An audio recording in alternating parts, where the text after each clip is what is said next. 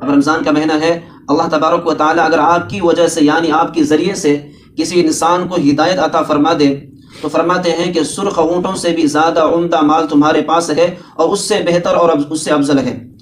اور حدیث کے اندر آگے فرمایا کہ رمضان کا مہینہ مسلمانوں کے لیے حق تعالی شانہ کی طرف سے ایک بہت بڑا انعام ہے۔ رمضان کا مہینہ حق تعالی شانہ کی طرف سے یعنی اللہ تبارک و تعالیٰ کی طرف سے بہت بڑا انعام ہے، مگر جب ہی اس انعام کی قدر ہوگی جب انسان اس کے رمضان المبارک کے روزے کو صحیح سے رکھے، تراویح کی نماز کو صحیح سے پڑھے، تو فرماتے ہیں کہ یہ انعام کی قدر تبھی ہوگی، ورنہ فرماتے ہیں کہ رمضان آیا اور چلے گیا اور گزر گیا، اس کے سوا کچھ نہیں ہوگا۔ اور ایک حدیث میں ہے اگر رمضان المبارک کے بارے میں لوگوں کو معلوم ہو جائے کہ رمضان کیا چیز ہے، اللہ کے نبی علیہ الصلوۃ والسلام فرماتے ہیں کہ اگر رمضان المبارک کے بارے میں میری امت کو معلوم ہو جائے کیا چیز ہے تو فرماتے ہیں کہ میری امت تمنا کرے گی کہ سارا سال ہی رمضان ہو جائے۔ اللہ اکبر۔ فرمایا کہ رمضان کے بارے میں اگر میری امت کو معلوم ہو جائے تو تمنا کیا کریں گے کہ سارا سال ہی رمضان ہو جائے۔ ہر شخص یہی سوال کرے گا کہ کاش یہ رمضان کا مہینہ سارا سال ہوتا۔ ایک حدیث میں ہے کہ انسان پھر تمنا کرے گا، وہ اس لیے تمنا کرے گا، حدیث مبارکہ کے اندر میں ہے کہ انسان جب روزے کو رکھتا ہے تو انسان کے دل کیا ہوتا ہے؟ وسوسوں سے دور ہوتا ہے۔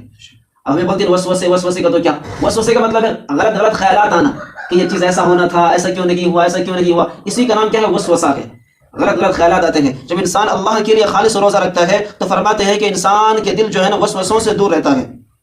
آخر کیوں نہ ہو صحابہ کرام رضی اللہ تعالیٰ عنہ جہاد جیسے افضل عبادت کے لیے اللہ کے راستے میں نکلا، نبی کریم صلی اللہ علیہ وسلم پھر بھی بار بار، اب سفر میں کیا ہے؟ روزہ معاف ہے، لیکن پھر بھی کیا فرمایا کہ بار بار افطاری کی اجازت فرماتے کہ بھائی روزہ رکھو، کثرت سے رکھو، لیکن اللہ کے نبی علیہ الصلوۃ والسلام نے اس لیے فرمایا کہ مسلم شریف کے حدیث ہے کہ صحابہ کرام رضی اللہ تعالیٰ عنہ کے ایک جماعت غزوہ کے لیے یعنی اللہ کے راستے میں نکلے لڑنے کے لیے، ایک منزل پر اترے جہاں پر نہایت سخت گرمی تھی، بہت تیز گرمی، ریتیلی زمین، عرب کی زمین جو ہوتا ہے، لیکن غربت کی وجہ سے ان کے پاس اچھی طرح سے کپڑے پہننے کے لیے بھی نہیں تھا۔ غربت کی وجہ سے اللہ تعالیٰ آج ہمارے اندر وہ طاقت رکھا ہے کہ ہر انسان کے پاس مختلف قسم کے کپڑے ہیں اور ہمارے پاس ہر قسم کے کھانا میسر ہے، تو فرماتے ہیں کہ ان کے پاس غربت ایسی تھی کہ پہننے کے لیے کپڑا بھی نہیں تھا، اور دھوپ اتنی تیز تھی کہ ہاتھوں کے ذریعے سے کیا کرتا؟ سایہ لیتا، اس طرح ہاتھوں کے ذریعے سے۔ اب ذرا سوچو کتنا سخت گرمی ہوگی، لیکن ان میں سے بعض ایسے تھے کہ جو سارا کا سال روزہ رکھتے تھے۔ صحابہ کرام رضی اللہ تعالیٰ عنہ ایسے تھے کہ جو نفلی روزے بھی رکھتے تھے۔